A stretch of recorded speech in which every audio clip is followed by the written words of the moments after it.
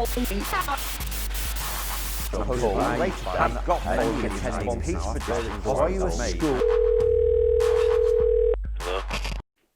Hi, I'm Doug Mealy and I'm your host for the Same Kit Different Day podcast. And today I've got Joanna Grace on the show. How are you doing, Joanna? I'm very well, thanks, Doug. How are you? Yeah, good, thanks. I'm locked down still. What about yourself?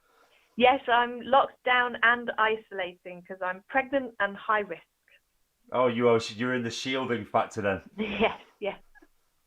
So you've not had to see any of the beaches or the roads packed with people as coming into Devon and Cornwall, have you not?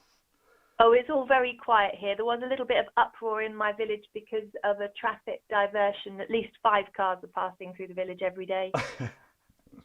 Oh dear, oh dear. So Joanna, we sort of met online a while ago, and we exchanged ideas. And I know I watched you speak at a couple of conferences, and you kindly asked me to write an appendix for your book, sharing sensory stories and conversations with people with dementia. Which, if any of the listeners out there are looking for a good read, it's great to look through. But what I wanted to talk to you about today was about sensory engagement, and about the work that you've done with sensory environments and the Sensory Project. So how did you first get into this? How did you establish the Sensory Project? Oh, well, I have a background in inclusion that probably predates my birth because both my mother and my grandma were inclusionists in their own way. And I have family members with physical disabilities and neurodivergent conditions. And so it's just always been a part of my life. I first worked as a support worker for a brain injured gentleman when I was 13, and I've been a teaching assistant in secondary schools. But the majority of my career was spent in a special school teaching children with severe and profound special educational needs and disabilities. And when I left that role, about 10 years ago now, I think, I set up the Sensory Projects, and they're all about sharing the knowledge and creativity that you need to use inexpensive resources as effective sensory tools for inclusion. Okay, so what is a sensory story? What is a sensory story? Oh, a sensory story is a wonderful thing, Doug. It's just a concise story. So typically you have 8 to 10 sentences in a sensory story. And that might not sound like much, but you can tell a lot of story in a short number of sentences. Think of, I often think of the haiku poems where you only get a certain number of syllables. I've got loads of syllables in a sensory story, so I can tell a good story in 10 sentences. And each sentence is partnered with a rich and relevant sensory experience. And over the course of the story, you would expect to have I've said all of your sensory systems stimulated. All tends to mean 5 senses for people who grew up believing that there are 5 senses. In my stories, I tend to aim for 7 senses, and then you can get into kids' chats about how many senses there actually are. To get technical about it, you have 33 sets of neurons that control your senses, so arguably you've got 33 senses. So I can't cover 33 senses in 10 sentences, but I can get 7 or 8 in. Okay, that's fascinating. That's great. So give me an example of some of these senses then, and some of the sensory stories, some of the ways you'd interact with people. So these stories are engaging for typically developing learners, because when you've got, you think about the pictures in a book make a story more interesting. These stories have pictures and tastes and smells and touches. So it's just more engaging if you're learning in a typical way. But for people who can't access the story through typical means, for people who maybe the words don't necessarily hold meaning, or people who wouldn't be able to visually distinguish pictures, the sensory experiences can convey the meaning of the text.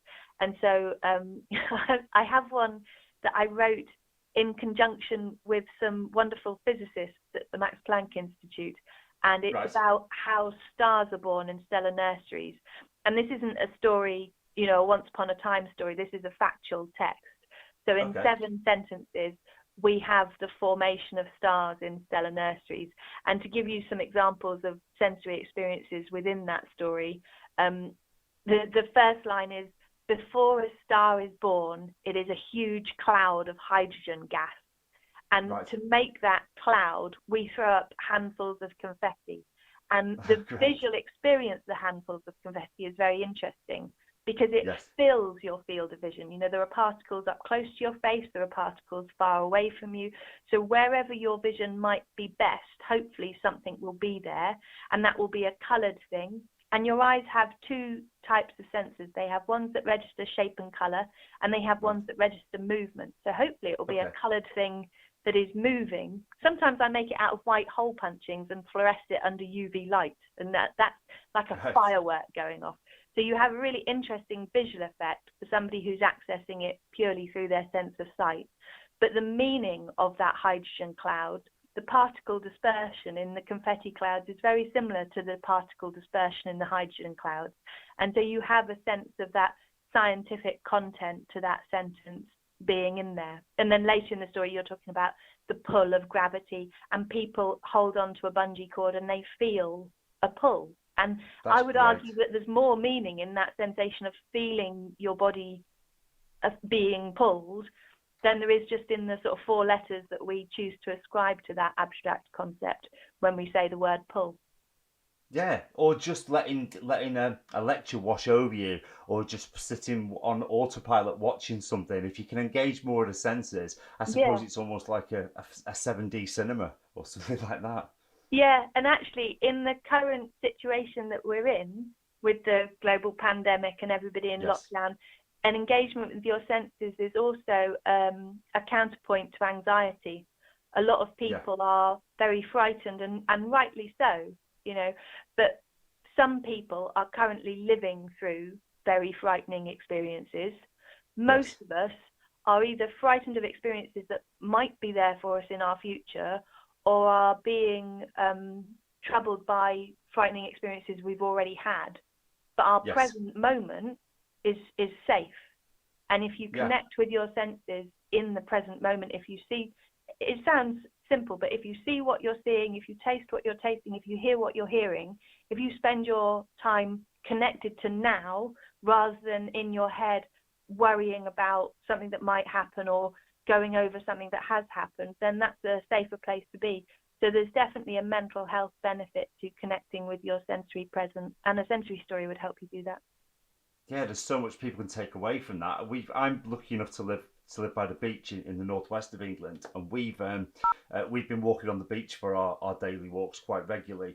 And I've been in the habit of taking my shoes off. Now, when it's sunny, it's nice, but the feeling of the sand on the floor. There's also something that says if you walk barefoot on the earth, there's more. You pick up magnetism and things. And I suppose I've had my own sensory stories, sort of walking on the beach, just to try and take in a little bit more within the brief time I'm out of the house, if that makes sense. Yeah, that's a brilliant one.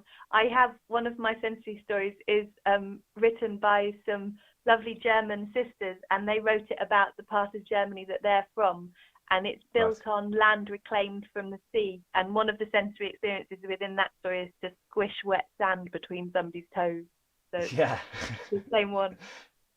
As the weather's getting worse, my wife does wonder what I'm doing, but anyway. So yeah, the other thing I picked up from reading your books was you talked about neuroplasticity, and it was something that enthralled me and fascinated me for a few chapters. So I wonder if for our listeners you could just, in layman's terms, explain a little bit about how the brain works, develops, and memories. Oh yeah, it's just a simple topic like that. The brain is a fantastically neuroplastic organ, and that just means that it can change and adapt to its situations.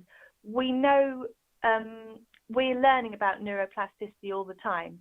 So we used to think that it sort of had an end date to it, that when you're small, your brain is developing, it might change and respond to its environment, and then at some sort of point it's kind of set, and that is your brain ongoing. And we now recognise that there is a degree of neuroplasticity through life, but that period of time in which our brains are particularly neuroplastic is still, in early childhood, your brain is super neuroplastic, but we think it now extends up until about age 21. And I saw some really interesting research that said that most young people, or it's quite common for young people when they're sort of 18, 19, 20, 21, to move towns, to move cities. And it's almost as if the brain learns about its environment, and then as a kind of finishing off stage to that, it works out if it can apply that knowledge in a completely different context. And that's for typically developing people. I relate it to my work with people who might have learning disabilities or neurological differences, in that when we're looking for somebody to learn a new skill, the best place for them to learn that skill is in the location that they'll be using it. You know, so if you want to teach somebody about money, the best place for teaching them about money is in a shop, although money might be a thing of the past post-lockdown, but you get what I mean. And then once you've got it in that situation, that's sort of step one. Step two is to be able to do it somewhere else. And actually doing a lot of our learning in the classroom means that we might be able to produce those skills in the classroom, but whether we can transfer them to another place is another question. And again, I would link that to the sensory experiences. I've done things with people with learning disabilities, and I'm saying people with learning disabilities, this isn't just for people with learning disabilities. You know, if it supports learning for somebody who faces barriers to their learning, then of course it boosts it for everybody else. But if you can create context within the classroom that have sensory similarities with the context that people are going to have to be producing this knowledge in. So in early years, you set up, you know, a role play area that looks like a shop. Could you have it sound like a shop and smell like a shop? You know, could you dress up? I used to love dress up with the different hats. Yeah, that's it. That's the. So, one of the things that I picked up on from reading some of your work and looking at the work we do with restraint and physical intervention and containment and things is I always wondered about the sensory environment that people are in. So if you take somebody and put them in a room with no walls and very little light or no light, and then they're fed through a hatch, which goes on in some places and some assessment units, and then you expect them to get better. I've never seen that as being a conducive experiment, because like you say, there's very little going on with your senses. You're probably very worried about the future. You're probably very anxious about the past, and then you are stuck into this room. How do you think that seclusion or a hands-on restraint might make somebody feel or might impact on them? You're using a strategy like that in a problem in the immediate. You know, you're doing that to protect life and limb. If anybody is using seclusion and restraint and thinking that is remedial behaviour, that's going to make a difference towards behaviour, then they're very much mistaken. All that's going to do is it's going to re-traumatise that person. It's going to stress them. But behaviour, you know, there's no. I used to have a job inspecting schools for their children with special needs and disabilities, and invariably when you went into a setting, the child that would be flagged up was the one that was producing the most interesting behaviour. And you would get people who go, well, he just does it. No, nobody. There's always a reason, and the reason will be based in your emotional and mental health. And none of those things, restraint, seclusion, are treated and mental health. I think when I was looking at those settings, and this is something I also see in the adult care world, have behaviour policies in place, and these behaviour policies will be very detailed. They will set out, you know, if somebody does this, then this is what happens. This is the warning that they'll be given. This is the consequence that will happen. There will be an enormous amount of detail with what happens after the behaviour. If we put in half as much thought to how we prevent that behaviour in the first place, we wouldn't need all that detail afterwards. The effort in afterwards is almost it's shutting the door once the horse is bolted. And if punitive, you know, our prisons would be empty. If you can put effort into preventing the behaviour or understanding where the behaviour comes from, giving them a different strategy, but because behaviour is an attempt at problem solving. They've got a problem, their way of solving it is through behaviour. You can give them a different way of solving that problem that works better than the behaviour they're producing, then they'll do that instead. And if we worked on the before bit, then that would, I think that would change those situations. Yeah, see, we work internationally. So one of the things I had to get to grips with was the actual terminology, and different countries have got different terminology. Now, one of the terms I had to get to grips with was this term corrections. So over here we talk about jails and prisons, and I always thought, well, corrections, does that mean there's something wrong with them, that they need to go in there and they need to be corrected? And some corrections I've visited, there's no sort of correcting going on. It's just putting people in rooms, giving them a very strict set of rules to follow, and if they step out of line of those, there's ultimate punishment there. Now, some of the stuff we've done to try and get people out of seclusion is use the use of soft restraints, so sort of soft handcuffs instead of metal handcuffs, and they've allowed people to perhaps take part in baking. Now, it sounds ridiculous, but you think, well, what are we doing with this prisoner getting them baking? Well, if they're deemed to be too dangerous to be out with people, invariably they end up being in a cell almost 24 hours a day with little or no contact. The idea of having some kind of safeguards in place so that they can garden, they can sort of sit with others. One example we've got is someone that said, I got to sit with the staff and play Xbox. Now, to us, that might be a small thing, but because of previous behaviours, he's been put in this category of being a dangerous person, and he's almost quite limited. And I see what you say. I really take on board what you're saying about the sensory experience, because if you try to go into this person's cell and said, we're going to watch something and we're going to do this, it's not the same setting. But if they can in some way get them out of that room, interacting with others, doing something that's meaningful, I find that's a pathway to recovery. What's your view on that?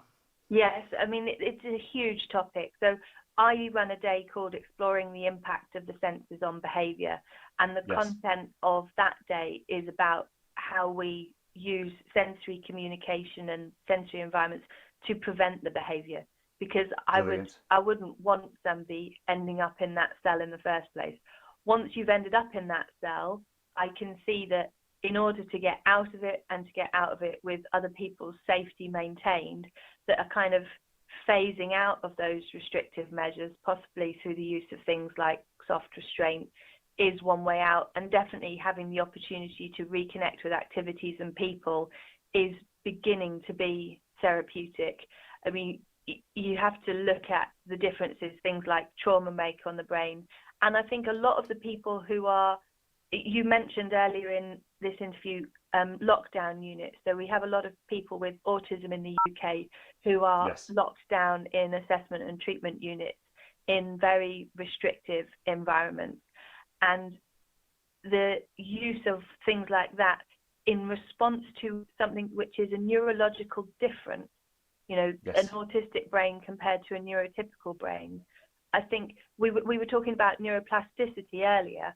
I think it's also very important that we recognize the reality of these neurological differences. You can't do something to a person that through neuroplasticity makes them not be autistic anymore.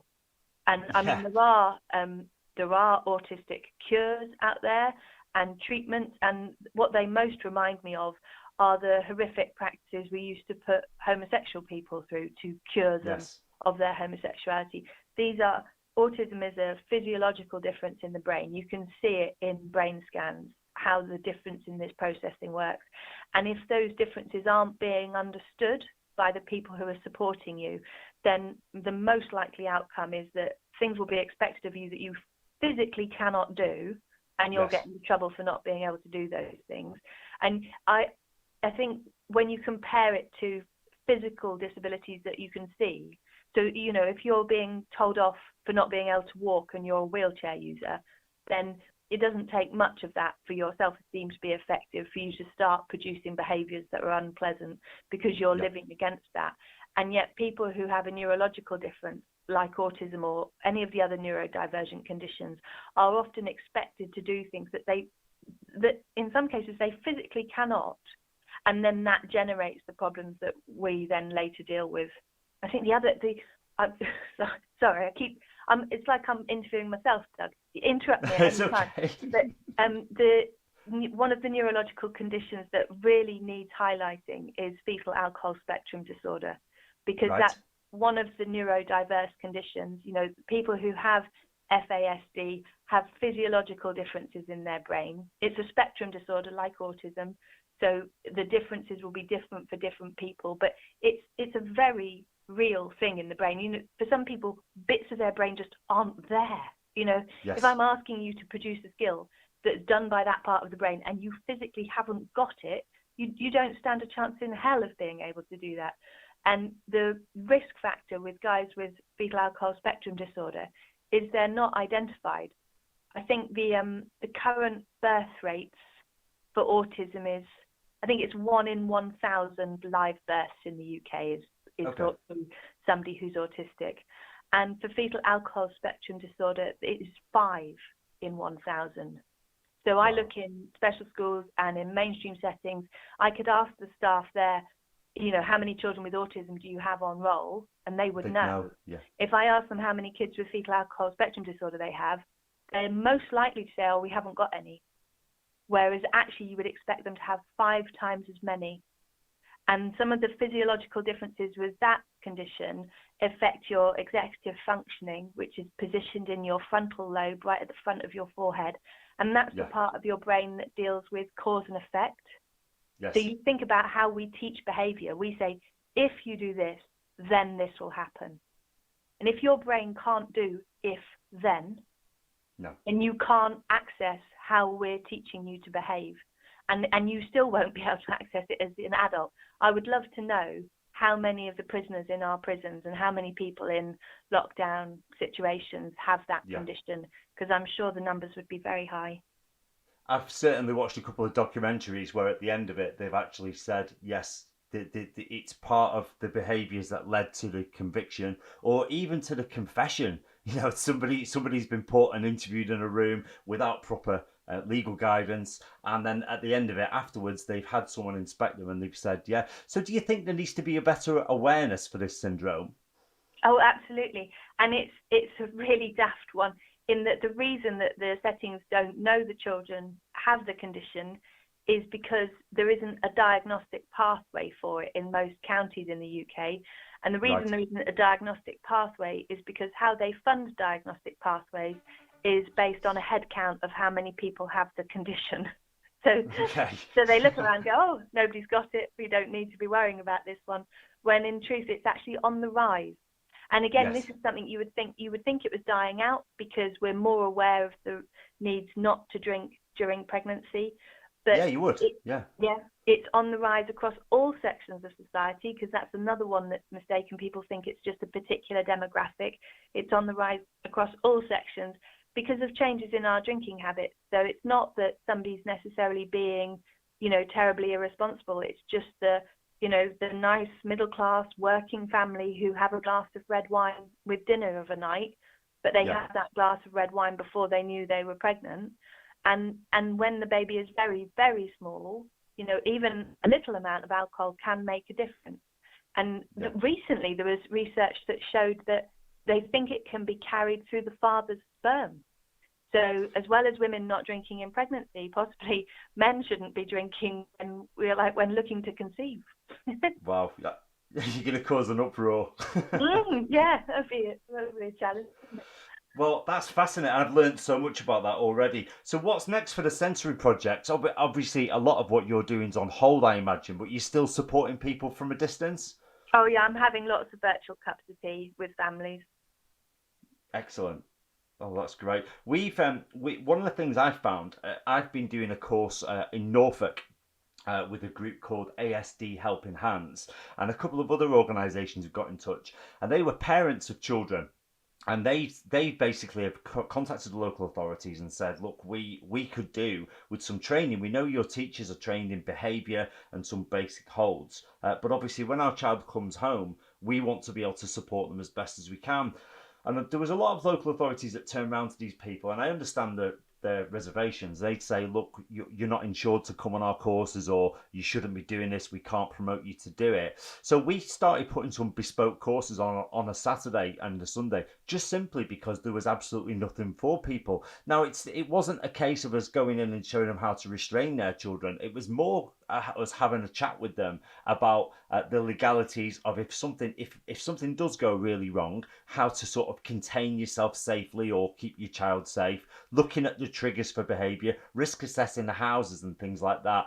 And from speaking to those parents, I really found that there wasn't an awful lot of support. It was almost put on them to say, "Oh, it's your child. You've got to manage the behaviour." Have you come across anything like that before?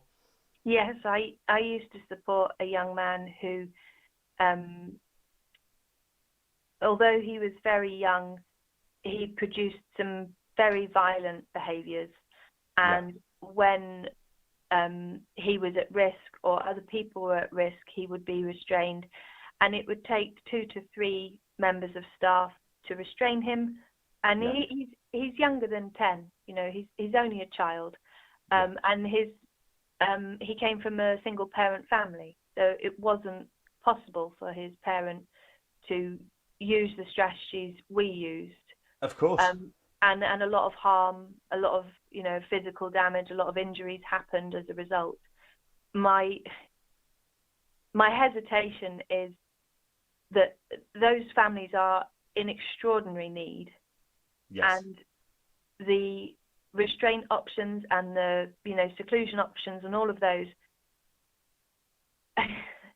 I wrote a book recently about multisensory rooms, and one of the problems with multisensory rooms is quite often they get used in an emergency as timeout rooms to put somebody in, because they've got a lot of padding and soft surfaces and things like this. But they also have things made out of perspex and metal frames, and there's also a lot of nice lights things. And electric points. So there's lots. It's not an ideal situation, and I understand that in a one-off, panic situation, that could, and if it happens if it happens routinely, then either acknowledging we need a seclusion room and building a padded cell, which I don't think any of those settings, or they address how they're supporting that behaviour in the first place. And what those families need more than anything is to understand where that behaviour is coming from and how to stop it, not for their own sake, but for that person, because it's producing those big behaviours for a reason. And if we can take the danger out of it by restraining them at the end, then at least somebody didn't get hurt, but that person is still suffering to the same extent that they were suffering before. What I would want for those families is for them to know how to shift. There's a lovely quote by a researcher. He said you have to understand behaviours as a manifestation of brain function that exists within an environmental context. Both the individual and the environment are malleable and may respond to interventions. And if you think of that choice between changing the person and changing the situation, like if you've ever tried to get, your partner to replace the loo roll after it's finished, you've got no chance of changing the person, have you? It's never going to happen.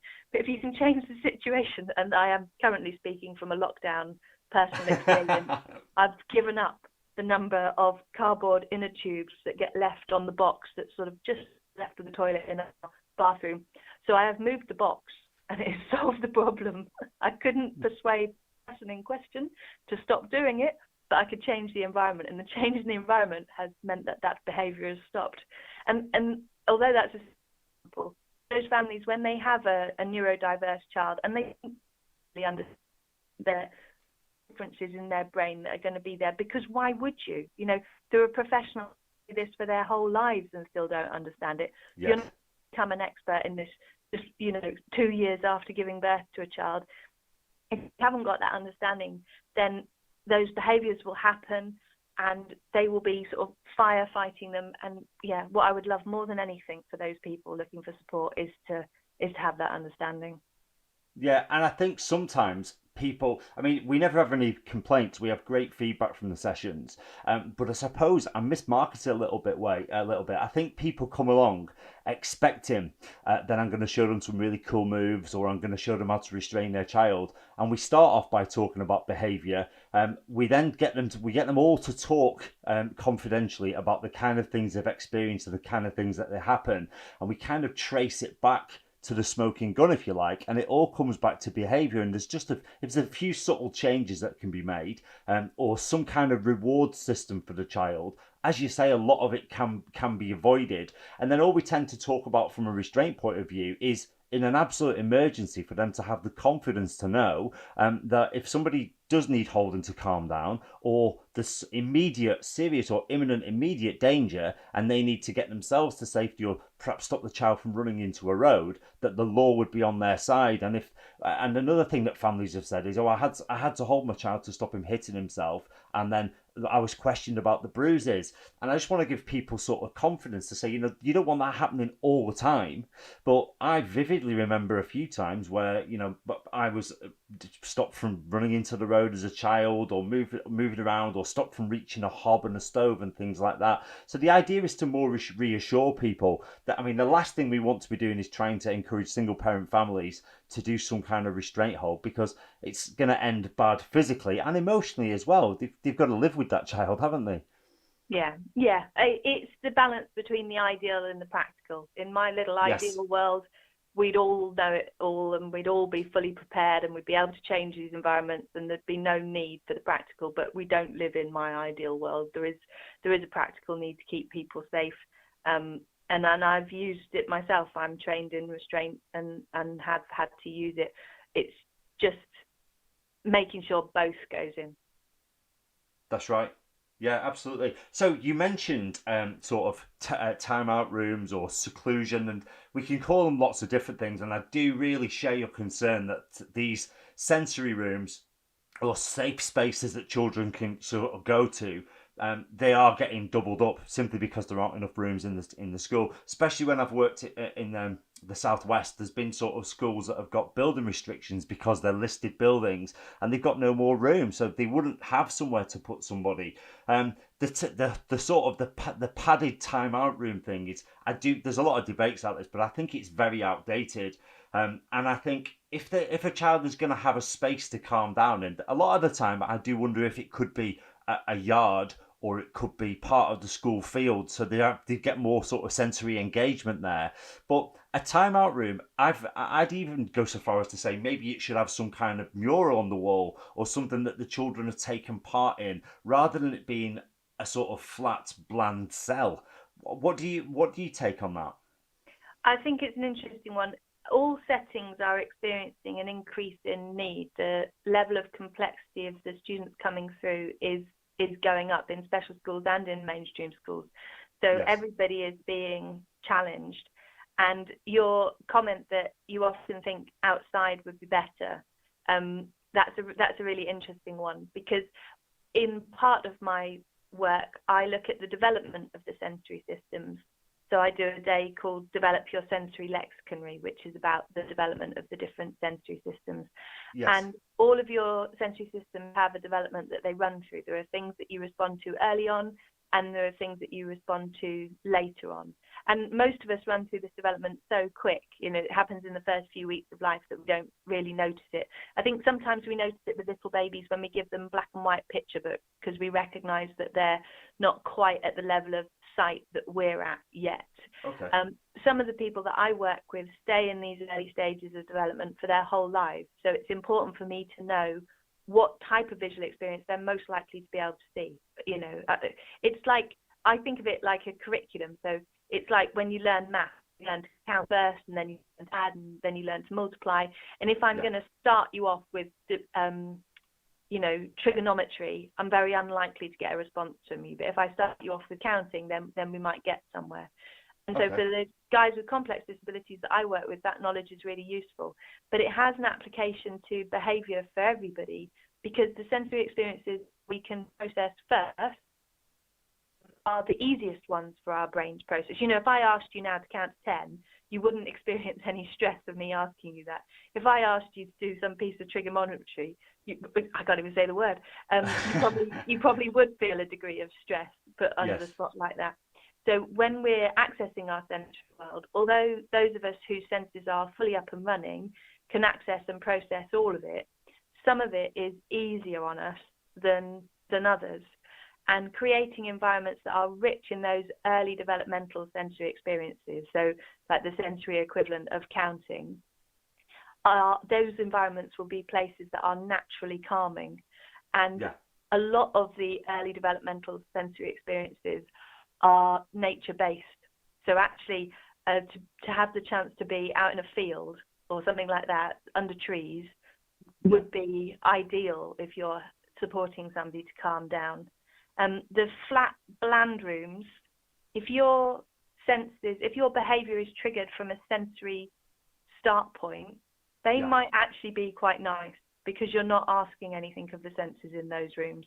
And a room with a lot of pattern, you know, could be a challenge. So a thing that's common for people with autism and possibly other neurodivergent conditions, because there's a lot of overlap between the conditions, is to find detail in the visual world to be very stimulating. And I should say at this point that I am autistic. I can process detail in my visual environment fine on a good day, but on a bad day, I've done it. I've been really tired and I've caught the tube, and I don't know if you've noticed the floor of the tube inside the train. It's like a lino with a kind of speckledy blue and yellow pattern on it. And I was looking at this pattern. I was sitting on the circle line, tired after a day's work, looking at this pattern, and there's like a big splodge of yellow here and a little splodge, and then there's like 3 little dots of blue in a line there. And the pattern seems to hold meaning for me in the way that words on a page where if you see some text at a distance, you'd probably look at it a bit more in order to see if you could try and work out what it says. And obviously I know that the tube floor doesn't say anything, but because I'm tired, I haven't considered what I'm doing. So I'm looking at it thinking, and it's that first sort of thought towards meaning. I'm going to understand this. And you see that big splodge of yellow in the little one, and then you look across, and I was thinking, well, this pattern must repeat because they must print this floor. So I'll find, and then you look around and you find another big splodge of yellow, and you try and go back to the first one, and you can't find the first one. And then it turns out you've been on the circle line for sort of a good hour and a half, and you haven't realized that you're lapping your stop because I'd got so fixed on the visual world beneath my feet that I wasn't processing my environment. So if I was just tired. If I'd been stressed and you put all that visual load on me, that could have increased my stress levels. So depending on who you are, it might be interesting to have something to look at to take your mind off what got you upset. But if your behavior has been triggered by a sensory cause, then your response to how we support you in that behavior might be very different. And I think it's really useful. We were mentioning the brain and how the brain works at the start of this conversation. It's really important to recognize how different a brain response a behavior is that's triggered from a sensory cause, because it's your fight or flight. You know, if you had a sensory experience, I thought about doing this at a big conference once, because I'm very bad at saying things concisely, as you can probably tell. And I've been given... good. It's all about the tangent, this podcast. Yeah, that's it. I'm a good girl for tangents. I'd been given 20 minutes to speak at this conference, and I was thinking, I can barely introduce myself in 20 minutes. But I've got to say something meaningful about behaviour and the senses. And I thought, well, the best thing to do would just be to prove it to people. Rather than explain it, I'll just prove it. That we all, if our senses tell us we're in danger, way. So if you had a sensory experience now that told you that you were in danger, your brain would respond in a particular way. And what I was going to do was get a gunshot sound to be let off just before I began speaking at the lectern, because then everybody would have a sensory experience. I don't know how to do it. And then I thought about how many people might have heart conditions and have insurances, and I decided against it. But if I managed to do it, everybody would have had an auditory experience that told them that they were in danger, and their brain would have gone through a particular process.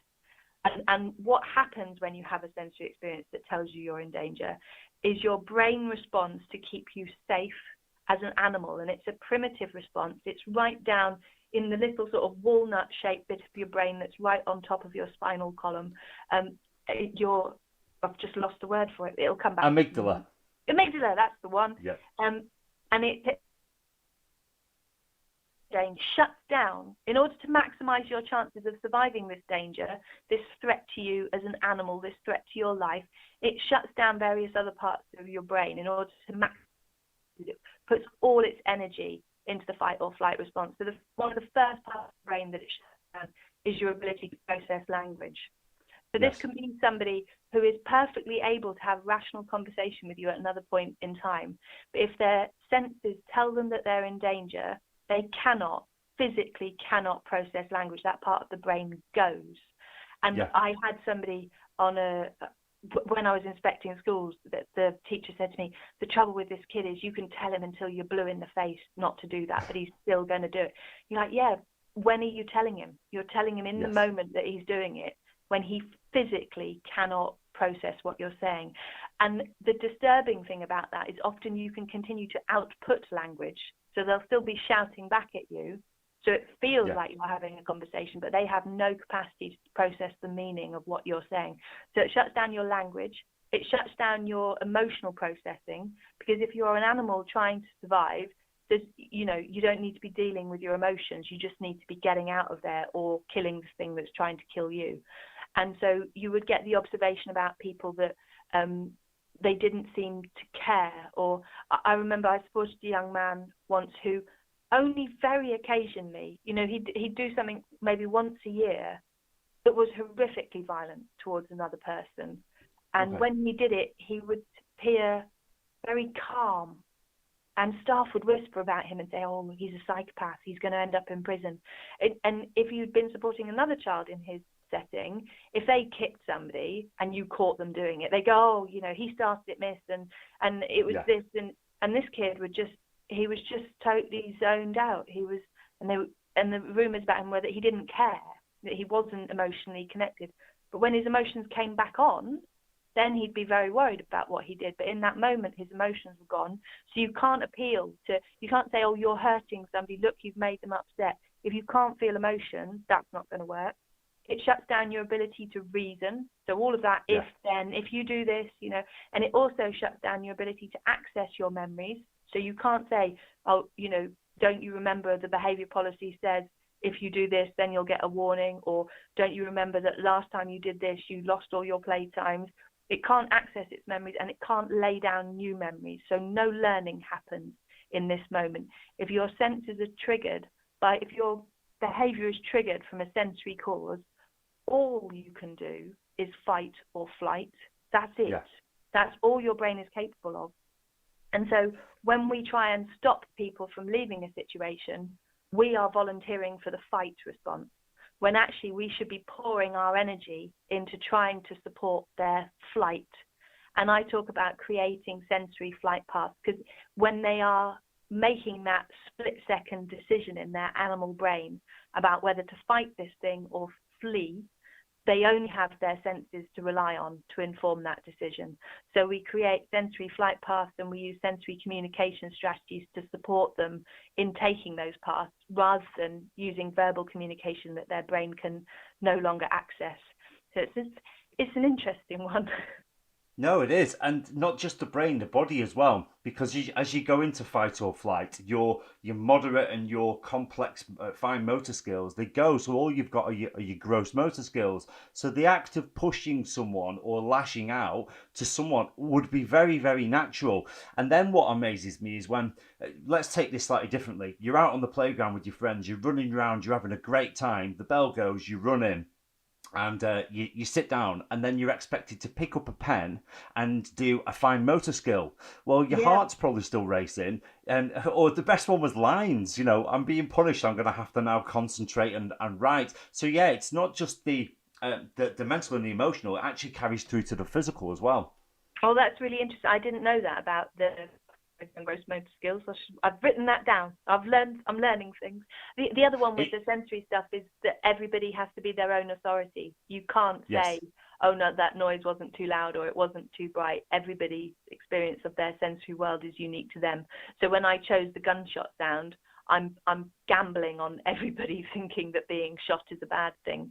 But for somebody, that trigger might be, the buzzing of an electronic light or a smell that's coming through from somewhere else. And you can't sort of say, no, that noise isn't too irritating. The individual is the authority on their own experience. Yeah, and just interested on what you say about where the teacher might say the child shows no remorse, or I told them till I was blue in the face. And something I read about recently was called mismatching. And if you, I don't know if you're familiar with the Amanda Knox trial, but Amanda Knox was jailed. There was implications that she'd murdered someone, and she was involved with these different sordid sex games, and it was all hinged down to how she responded and reacted when she was being interviewed. And she was even taken down to the crime scene, and put Wow. the special boots on and the protective gear, and when she put it on, she said "ta-da" and spun round. Now, it was just a case of somebody not knowing how to act in certain environments or situations, and Yeah. because they didn't fit the norm, everybody labelled them as a criminal. And then you've got someone who's who's got a doctorate, or he's an expert in some aspect of psychology, and he said, I'm going to do a review. Yes, somebody wouldn't look like that. Well, people keep talking about the new normal. What is normal behaviour? How are we meant to act when we're arrested? How are we meant to act when we're shouted at? How are we meant to act when we're pulled over by the police? Everybody reacts differently. Absolutely. And the thing about those processing, those four things that I said shut down in the brain: language, emotion, Yes. reason, and memory, they don't just pop back once the behavior is finished. It takes a really long time for the brain to be fully up and running again. And in order for it to come back to full capacity, that time needs to be undisturbed. It's not, I remember when I was a teaching assistant, there was an incident in the school that I worked in. One of the children that came from a particularly troubled background managed to bring a 6-foot scaffolding pole into a maths lesson. And I do, retrospectively wonder how he got it down the corridor and stuff. Yes. Very angry, wielding a scaffolding pole above his head. And I was the teaching assistant assigned to that room. And as he was sort of rampaging and threatening, the teacher said to me, "Could you take that pole off him, Joe?" Well, I had some solution for myself, and I decided that no, I couldn't. And so I suggested to the teachers that they might like to take the class out once me and the guy with the pole stayed in the room. And he calmed down very quickly once everybody was gone. And he and I got on very well, and we were having a chat. And you could see it in his face. You could see all the tension. There'd been a big issue for him. There was a reason he brought that pole in, and he was all shaky, and he was just coming down. And then the head of year arrived at the room and gave him a right telling off. And all that tension went back into him again. And he was told he had to go to a different room. So I took him down to the other room, and we were sitting there and we were having a chat again. It was really noticeable, the contrast between the experiences, because he was being very, he was worried about, I'd got a mark on my face, and had he hurt me, or was it dirt? And he was checking on my well-being. And then the head of the department came in and gave him another telling off. And then through the next sort of 2 hours, we had 4 visits from senior members of the staff, and each one sort of energized that fight response that he'd had in him in the first place.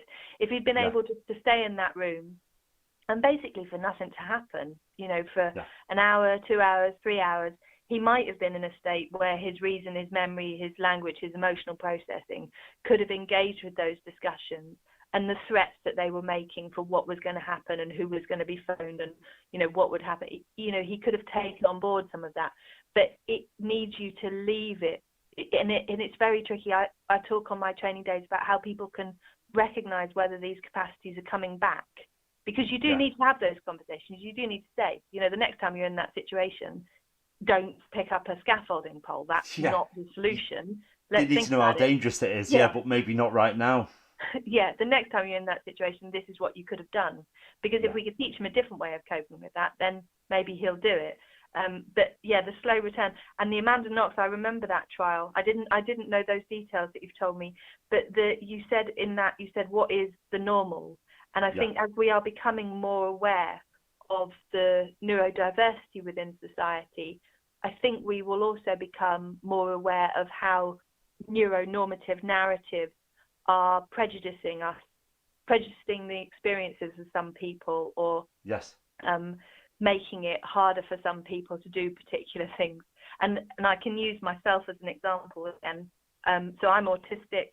I was going to say, I was going to say, yeah, see, that's a prejudice in me. I was going to say, I hope you didn't notice, but that's because I've learned always to try and appear like a neurotypical person.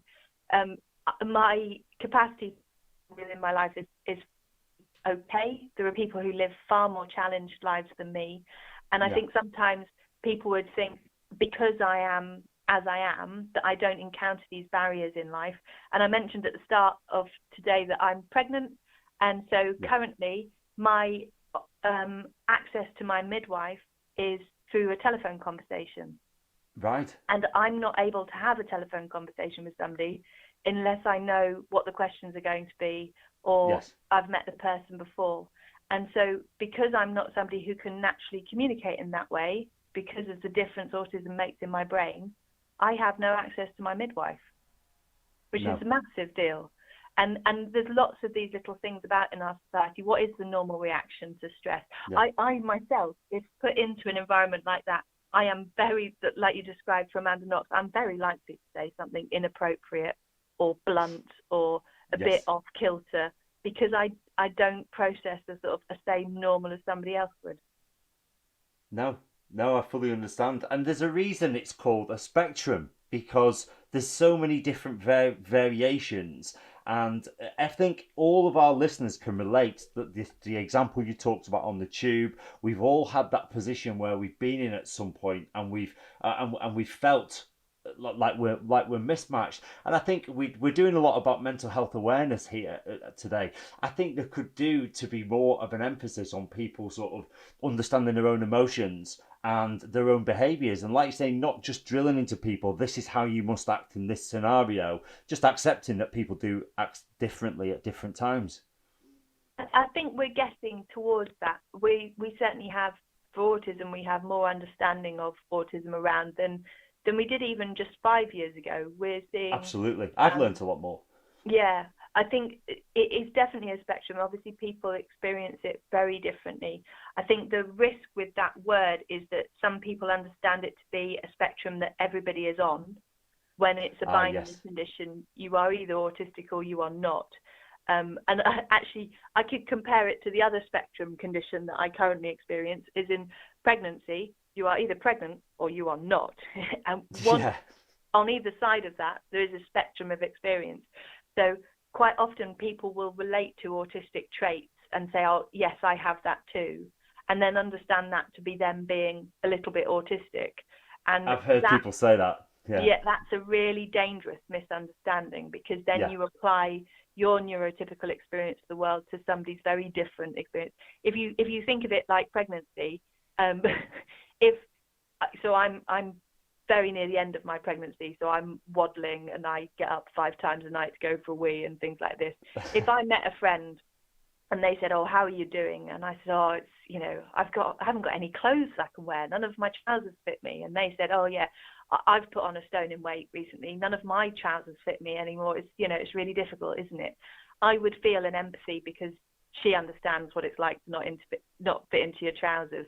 And if I said, and my back hurts all the time, and she said, yeah, I was doing some gardening at the weekend and I've done my back in, and my back's hurting all the time, have you tried this heat pack, have you tried this, these tablets?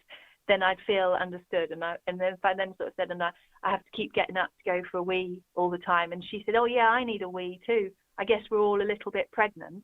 At that point I'd want to hit her. That's when all the understanding is destroyed. Like, no, you're not. You might have traits in common, but that doesn't mean that you are, you might have autistic traits in common with autistic people, but that doesn't mean you're autistic. If my friend has put on a lot of weight, she's got a bad back, she needs to wee all the time, and she hasn't had a period in sort of 3 months, if you've got a lot of those traits, it's worth going and getting checked, because you could be pregnant. But understanding that it's a spectrum experience, but you're either on it or not, is a useful one. I think that's great. That's such great advice as well. I did, when I used to be a martial arts coach, I went on a couple of diversity and disability courses, and one of the first things they said was, if someone does have a disability, for example, let's say they're smaller than other people and they can't reach a chair, don't be afraid to say to them, look, there's a chair there. Or if somebody's in a wheelchair and they need the door opening, offer to, don't be afraid to offer. It's not there's going to be a stigma. And I think when it comes to autism, you're right. You can sort of empathize with people about certain, especially if people are uncomfortable in certain situations. But to say, oh yeah, I've got a little bit of that, it sort of bursts the bubble, doesn't it? It doesn't take it into consideration. Yeah.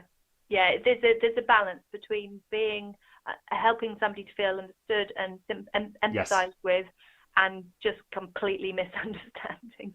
Yeah. Well, my sister-in-law does it. But she, whenever we talk about our children, she goes, "Oh, I have that with Hurley." Now Hurley's a German Shepherd, so she will try and put the, "Oh yeah, I have the same problems with Hurley," and to her it's her baby, so that's her version of that. So, what have you got planned for the rest of the day then? Oh, yeah. I'm using lockdown to try. I'm just staring at the notes on the wall. I'm writing a book, Doug. I have Brilliant. 6 books published at the moment. The book that I'm working on at the moment has been in note form for about 4 years because it was too complicated to try and tackle alongside everyday work. And then, lo and behold, along came this period of time in which I haven't got any everyday work. So I've basically run out of excuses and I've got to try and write the difficult book. I can relate to that. I've got a list of things to do myself. Oh, well, Joanna, it's been great having you on. If our listeners wanted to get in touch with you or follow you on social media, what's the best way for them to do it? Yeah, I'm everywhere on social. Well, I'm on Twitter and LinkedIn and Facebook, and I live online, mostly because I'm trying to avoid writing a book. But if they come to my website, which is just www.thesensoryprojects.co.uk, then they can find links to all my social media, and I very much welcome new friends and followers. Procrastination. It's great, isn't it? Messages. Yeah. Perfect. Well, Joanna, thanks so much. All the best. Good luck with your pregnancy, and I'm sure we'll speak again soon. Thanks very much, Doug. Lovely to talk to you.